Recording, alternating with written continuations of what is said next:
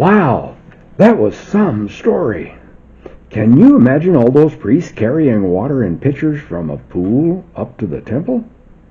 That sounds like a silly way to get running water. Well, Chip, the pastor explained that it was a ritual that they did as part of their worship. There's got to be a better way to worship than carrying water in little pitchers.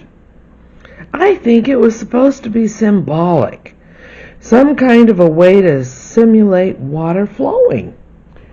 If they wanted to make water flow, they should have installed a pump generator like the Bureau uses at the dam here. They would have made lots of water flow quickly. Chip, I don't think that those kind of pumps were invented yet, so they were using what they had. Wasn't the pastor talking about the Jews? They were very inventive people, always coming up with new and better stuff. Chip, they didn't even have electricity back in those days. Didn't have electricity? What kind of backward society was this anyway? How did they charge their cell phones? They weren't backward, Chip. It was just a previous day. Back then they didn't even have cell phones, so they didn't need electricity. I thought the Jews considered themselves God's people. The pastor always says that God wants his people to live well. So why wouldn't God's people want to live with electricity and running water? Chip, people can be happy and live well without all the luxuries we enjoy today. People lived simpler lives back then. Being one of God's people doesn't mean you have to have a lot of gadgets and gizmos, you know. Well, I think if you lived way back then,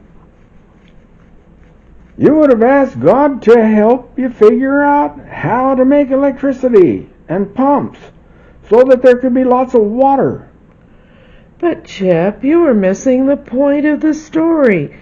Having running water and electricity and stuff are nice, but the real joy in life is having God's Spirit in His fullness.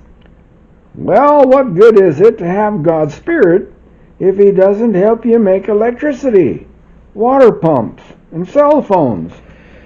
Chip, I have a friend at school who lives without her father.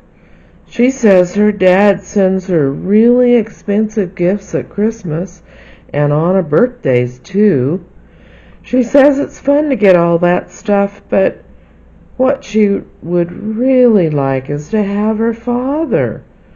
I know that I really like having my dad around. Well, maybe you're right. I don't mind having my dad around, especially when he shovels the snow off the driveway.